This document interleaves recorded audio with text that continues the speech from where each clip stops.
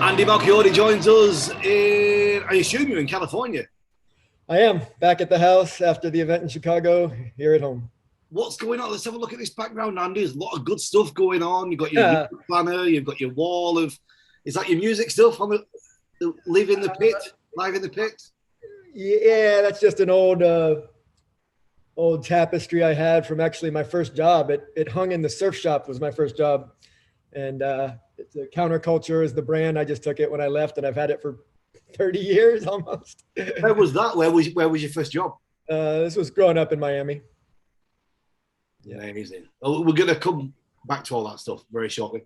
But Andy Malchiodi, skydiver, full-time skydiver, working skydiver, tandems and all those things, fun skydiver, load organizer, musician, movie maker, many other things going on, man of thought and intellect, good friend of mine. It's good to see you. You've let's just talk about this world record, this fresh world record, this sequential 77 way. Tell me a bit about that. Sure. Well, we just were fresh off of it from this past weekend. It's an event that had been canceled once due to COVID, and Melissa Nelson Lowe and Matt Fry were the organizers. Melissa took the role as national director at USPA, which was taking a lot of her time. She needed to step down from the record. Matt reached out to me, asked if I would be interested in joining the effort. I jumped at the opportunity. So it was Matt who invited myself on board. And at that moment, I think we were maybe 6 to 8 months from the event, I want to say. And there were still a lot of question marks with COVID and people's ability to travel internationally. But we just decided to forge ahead and get what we get in the end. And so as it was, we only had about 14 or 15 international participants, and those that came really had to jump through some hoops to get there. That's kind of a cool little subplot of the record. And we wanted to strip down the logistics as much as we could. So we did not have a bench. And our thought was, we're going to go into this with the Army we have, and hopefully we finish with the Army we have. If we have to trim it down, we will. But we had a nice margin for error because the current record was only, I think, 57. So we had a really big margin to cut it down if we had to. But fortunately, in what was my favorite part of the record, we did not have to cut it down, and we finished with everyone who arrived, 77 of us, which was super special, super cool. That is so nice. And a lot of those people, well, some of those people, it was their first record as well, right? Quite a few. I hadn't really paid attention to that leading up to it. Matt asked for a show of hands once we got it, and a lot of hands went up. I was like, "Oh, that's cool." Did not realize that. And the planning of it, who was involved in the design? So Matt and myself, he was instrumental in sort of rewriting the rules for sequential records as they existed before. There were a lot of loopholes that could have been exploited for some really cheap records. And there were some rules, that just didn't make a lot of sense. So he worked very hard at getting those rules rewritten. So they both made sense, and they weren't ripe for sort of exploitation for a really cheap record. So as it was, we needed to have 25% of the grips change from one point to the next. Now, I called on all my experience to sort of satisfy that rule in a way that was in the highest percentage way possible. So, thinking about symmetry, thinking about, where tension is likely to exist in the formation, etc. So, we went back and forth with a handful of different ideas, ultimately settling on the one that we used in the end. We had a couple other alternatives in our back pocket, which we could have resorted to if our proof of concept was less than inspiring, let's say. But it was once we finally got a look at the inter and the feedback from those subgroups that were involved in the inter, it seemed obvious that was the second point that we were going to stick with, and we did, and it all worked out. Beautiful. Really looks nice. The shape of it is nice. Everything looks really, really good about it. You must be all very proud, eh? Thank you. Yeah, for sure. I mean, it was one of the most rewarding records I've been a part of, just, due to all the variables. I mean, this is true of any record, but it seemed even more so given our global circumstances. The things that have to align, the things that have to fall into place, a lot of luck involved, all for a few seconds. Yeah. And it's just super rewarding. And you know how our brains work as organizers, like having to sit people down is by a large margin the worst part of the job. And if we had to do that, I'm certain we would have had a record in the end, and you would have had 90+% people super stoked, but you'd be stewing on the fact that you had to sit some people down, and that would be unfortunate. And I'm just over the moon that we did not have to resort to that for the first time in any record I've been a part of. So it's really quite uncommon, and yeah, stoked to be a part of it. It's really good. Oh, you've done many records, world champion as well. You even got involved in spicing up the belly jumpers a little bit during the summer. Tell me about that. Yeah, that was super cool. Not my intention, but it's about time that us in the free fly community could pay it back to the belly flyers who we've been taking inspiration from forever in terms of organization, in terms of structure, in terms of how record events should unfold in the most high percentage way possible. So yeah, like once we did it and were successful with it, and those pictures went quite viral, Dan BC reached out to me and wanted to know things about how we did it, because he was inspired to integrate some of those ideas into the P3 events, which, well, I was just knocked me over with a feather. I was super flattered, like about that. Oh my God, Dan BC's asking me a question about organizing. So that was really flattering, really cool for me. And so I shared with him what we had learned, and he had, obviously there are some things to consider on the belly formation that we did not have to consider in vertical orientations, and vice versa. So told him what we had learned, what I suspected, how I suspected it would apply in the flat environment, and offered some ideas, and he ran with it. And obviously they had a super successful event integrating that spiral into their jumps, and yeah, super flattering, super cool. Yeah, I can't wait to have a go, or even to try and organise a smaller one. When we are back together at some event, Andy, we'll have to try and put something together like that for sure.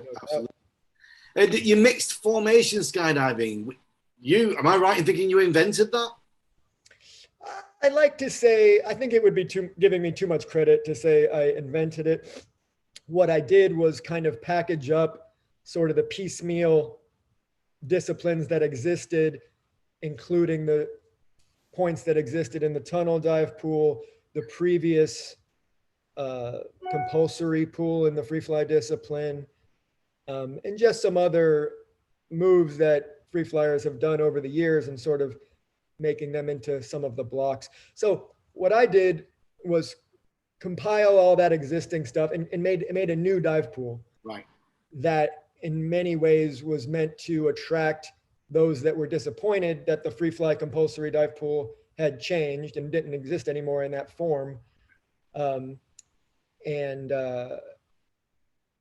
Because in the previous free fly dive pool, there did exist flat to vertical and vertical to flat, which was super exciting and fun and cool for me and my teammates of the past. So I didn't want to see that go. That was my favorite part, really. And so I took it upon myself to package it all up, present it to USBA, run the test events, both regionally, and the first year, if I'm not mistaken, was 2013 test event at USBA Nationals. Overwhelming success. USBA was super supportive, and it became an official event in 2014 and has been incredibly popular ever since. Really good. Very good indeed. Can we talk about your movie a little bit? Sure.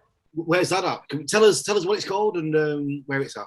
So the movie is called Hex, and I was hoping you were going to ask, because a lot of people stepped up and contributed to our crowd fund that we did. Man, I don't even remember when it was, 2 years ago, 2.5 years ago now. And we successfully sold the movie. So it's out of our hands, and we haven't really been permitted really to talk much about it or do much with it for that reason. But I want to let all those people who contributed to our crowdfund know that it is in good hands. It is slated for release kind of end of Q2 2022. I'm still not at liberty to say exactly who picked it up or where you should expect to see it, but when the time is right, I will be a lot more vocal and a lot less cagey than I have been here about the movie, because it's super exciting, it's super cool, and I hope that it will enter the lexicon of skydiving films and find a home there for current and future generations of jumpers to enjoy. And it's a different, it's a different subgenre of movie that skydiving hasn't delved into, as far as I know, in the past. So I'm excited to see how it is received. And we worked really hard on it. We're super proud of it, and we'll see what happens. Yeah. Any future plans for more movies or more production? Yeah. So it's our hope that with the release of Hex, that will open doors of opportunity that we can step through, because certainly, making movies is a lot of fun and I would love to do more of it. What we cannot really do is do another movie in the same manner that we did this one, because it was just scraping the bottom of the barrel as far as calling in every favor I've ever had, like asking people to work for free. And, it was just really difficult. Skeleton crew. There was we were a crew of 7 or 9, I want to say, wearing 6 different hats each. And, I couldn't, none of us would be interested in doing it again on exactly that same scale, but with some assistance financially and otherwise, I would love to do more movies. Yeah. I know you don't like working like that, getting people to do mates and work for free. Yeah, it's super uncomfortable. No. So we just mentioned at the top of this thing about Miami and surfing, and you've got an incredible history, Andy, outside of the sport as well. Just tell me a little bit about your life as a kid, where you grew up and what was going on. Sure. So I grew up in Miami, in South Florida. Spent a lot of time in the water, spent a lot of time in the sun, be it snorkeling, surfing, just beach culture. Anyone who's spent time in South Florida, go to the right place. It can look very Caribbean. Yeah. So cut my teeth there for surfing, been surfing, since I was 13, or maybe younger than that if you count bodyboarding and skimboarding. Then I went to school in Orlando, and also started playing music in high school age as well. Was in a modestly successful band at the end of high school into the beginning of college. Went to school at Orlando, University of Central Florida. At around the year 2000 is when I did a tandem in 96, was the first jump I ever made back in Homestead in Miami. Yeah. Kind of scratched the itch for the moment. Didn't really think much about skydiving as a hobby at that point. Went to school, finished school in December of 2000. But I had started doing AFF 2 months prior, in October of 2000. I had a friend who had made like 12 jumps, and I don't remember how we got on the topic, but I just remember thinking, oh my God, 12 jumps, that's so many. And I wanted, I was intrigued. So he told me about it. And then me and my still best friend, Shane, we decided to just run out to the drop zone in Titusville, Florida, and go through the first jump course. That was in October of 2000. So you could say, the band I was in broke up, and I graduated university in December of 2000. Yeah. Started AFF in October of 2000. So you could say there was like a 2-month overlap in the chapters of my life at that point in time. So upon finishing university, I kind of just noodled around in Orlando for 8 months or so, and then made my way to LA and lived and worked in LA for a couple years, where I knew I could skydive significantly more for the better weather, and didn't really have a larger goal at that moment. I just knew I wanted to jump more, wanted to surf more, and had my own little vision of a California dream. So came out here in what was October 2001, and sort of bounced around between drop zones here in Southern California until I kind of made Elsinore home shortly thereafter, and then moved out to Elsinore full time in May of 2004 into this very house that I'm still in. Really? All these years later. And, it's been a great home base. Obviously there are times when I've gone and worked in Hawaii for a month at a time. I go and work in New York for a summer. And obviously all the events that are just, 1 week at a time or 2 weeks at a time. So it's been a great home base, treated me well, and super grateful, and feel very fortunate and lucky to be where I am in life here. Talking about Hawaii, just saw on the news a little bit earlier on some of the skydiving sites, they've got their extension for the next 3 years. That's good news for them. I also saw that. That's great news. Yeah, I spent a lot of time there. Super happy to hear it. So tell me about your band, Andy. Let's go back to that a little bit. Moderately successful. I know you talked about it a bit in the past, but I want to tell people a bit. I mean, you were a little bit of a rock star, weren't you? Well, that band, we were kids, and, this was between the ages of 18 and 22, basically. And we, so much of it is luck, in the right place at the right time. And we released a EP of our own in 98, went on the road a little bit, completely self-funded, bunch of kids in a van, as it was back then. No social media, just phone calls and pay phones. And that's it. It seems like such a different world thinking back.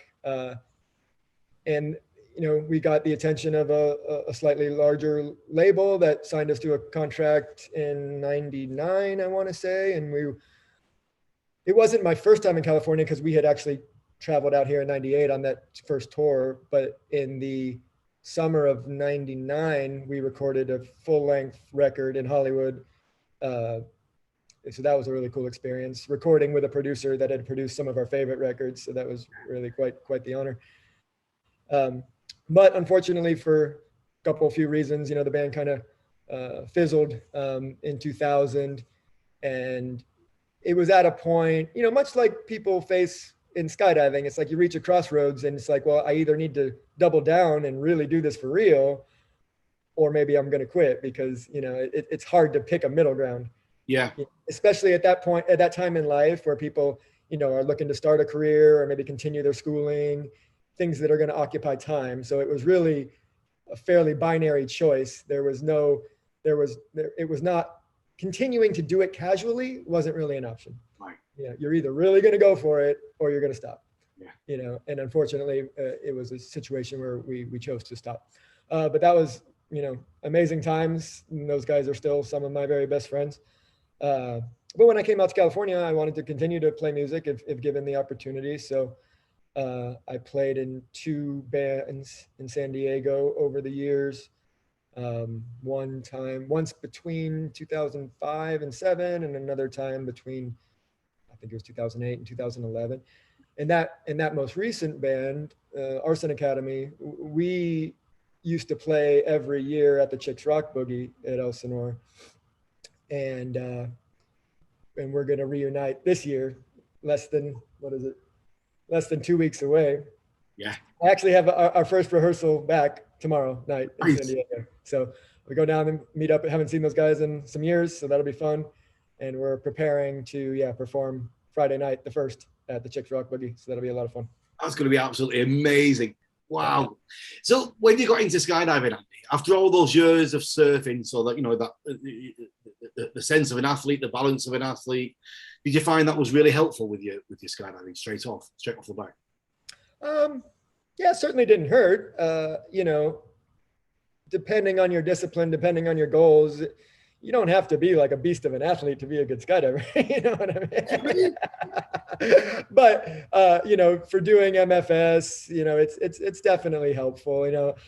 Interestingly, I've seen sort of the opposite end of the spectrum in practice more often, where guys show up that are just yoked, that are just really muscular dudes. And then they realize, man, this physique is not so conducive to skydiving. Yeah. And they end up trimming down to more suit their goals. interestingly, I think I've seen that more often than I've seen someone who's, maybe not in the best of shape and then realizing, oh, I better get in better shape if I want to skydive. Like usually it's not much of a hindrance to, most people's goals. When did you get the idea that this could be a life for you, a career for you, jumping out of planes? How far along were you when you realized that? I think 2004-ish. 2004, I did my first free fly team with my partner on the movie, Chris Johnston. He was one of the first people I met in California in skydiving. Still one of my closest friends, and so we did a team in 2004 and 2005, and by the end of that season in 2005, it was pretty clear like I was the one that took it the most seriously. I was kind of the one that wanted to take it up a notch and take it to another level and whatnot.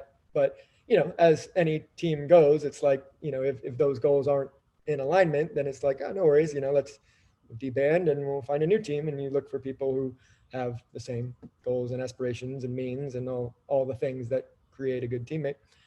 So that's what I did, and then in 2007, I was on a VFS team because VFS was 2006 as well, because VFS was only coming into its own at that time.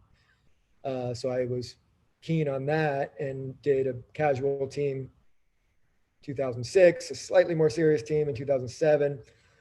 But it was for a few reasons in 2008, it was just looking like it made more sense to branch off with Travis Finagi and Matt Lewis, who I was on the team with in the VFS team in 2007. We were kind of most of the same mind and interests and hobbies and everything. And the time was ripe to sort of make a run at the U.S. National Championship in free fly because the previous sort of reigning champions weren't going to be doing it anymore. So we decided to go that route. And that was 2008, 9, 10. And then won the world championship with those guys in 2010, took 2011 off, came back in 2012, did the Mondial in Dubai in 2012, and that was it for us. And then I've been focused on MFS ever since. Yeah. It's been a long, how long have you been in that house now? How many years? Since 2004. Wow, that's a good long stretch, isn't it? You've got chickens there, have you not? Have you got chickens? Yeah, I used to have ducks. Used to have ducks on the side of the yard, but my lifestyle as it is, it just became a little bit cumbersome. I felt bad leaning on my neighbor to help when I was out of town, and I just knew I could give them a better quality of life. So I, found a animal sanctuary down in Ramona, which is northeast San Diego County. Took them there, and they live a much higher quality of life now. Yeah. How is it now with the pandemic and the COVID? Are you finding things are getting a little bit more back to normal for you there on West Coast? Yeah, it's been pretty normal here for a while. I mean, the drop zone was shut down for only, what was it, 2 months, I want to say, maybe, yeah, between March and May of 2020. And when we reopened, we were fortunate enough to not have any infections at the drop zone for a good long while. I want to say between May and December. Right. And unfortunately, we had, an incident in December, which caused the drop zone to have to shut for another 2 weeks. At that point, I had to cancel an event at that point. And then when we came back, it was mostly normal again. So I want to say we've been pretty fortunate and pretty lucky here in the immediate area where I live in Riverside County in California. Other areas in California will certainly have a much different tale to tell. But for us here, it's been relatively normal, I want to say. And then obviously when you step out onto an airplane or into other parts of the world, you live life in their shoes and it's very isolated pockets as far as what kind of experience you're likely to have. Yeah, I'm finding that as well here in Montreal, and I've just had some friends over from Dubai, and similar ways of doing things, but different ways of doing things. Like they're wearing masks indoors, but in Dubai they're wearing masks on the street as well, and they're not here. And it's strange how it's all different. Have you got any travel coming up, Andy? Any international events coming up for you? International, no, no. Just my local events here, I want to say. I mean, I think I'll probably be sticking close to home for the foreseeable future. But we'll see. I mean, as opportunities arise, I'll take them as they come and weigh the pros and cons and weigh my risk to reward ratio and play it by ear. You know, I think it's been this way for 2 years now, and I think it will continue to be. It doesn't make much sense to be like overly declarative in your stances. You know, you just have to kind of roll with the punches and see what makes sense at the time. If you were going to step into a parallel life right now without skydiving, where would you be, do you think? What would be your passion? Would it be music? Would it be filmmaking? Would it be something else I don't even know about? What would be the thing that you would go headlong into if you weren't jumping? Yeah, good question. I mean, if money were no object, because as you and I know, it is an object. pursuing passion, monetizing passions is such a challenge, right? Yeah. Making a living off of passions, big challenge. Yeah. So if we can set aside that difficulty just for the sake of conversation, I would definitely say making movies, you know, because it's just such a team environment, and it's just among the most satisfying things I've been a part of, you know, even for my dozen or so short films that I've made. It's like to hold a tangible product in your hand at the end of it all and be like, yeah, we made that, you know, it's just really cool. They've been good as well, the short movies you've done. They're entertaining, well written, well shot. You know, it's not just throwing together a few images. You do a good product. Yeah, no, it's a lot of work. I'll tell a funny story if that's okay. We made a movie called The Jesus App once, and it was sort of a sequel to one we made prior called Rapture. And we spent like 6 weeks on it, like daily, you know, from start to finish. And while we were rendering one of the visual effects sections, we had it was a slow computer. We had like 2 or 3 hours to kill while it was rendering before we could watch it. And we're like, oh, we should make it was popular to use that Hitler, that scene from Downfall. Yes. To sub in whatever subtitles you want to make a funny whatever. And I'm like, oh, while we're waiting, we should make one of those Downfall skits for, you know, the things that were happening at the time at the Drop Zone, because we were going to premiere our movie at our film festival, right? So we spent like 3 hours, like nothing, just writing jokes and dropping them in there. And we were laughing, having fun. It took 3 hours. It was perfect. The render finished. We were happy with the movie. Now we had 2 things to put on at the film festival, right? And so we opened with the Hitler bit, and people were rolling. They loved it. And then I think we closed with the Jesus App, and people like that too.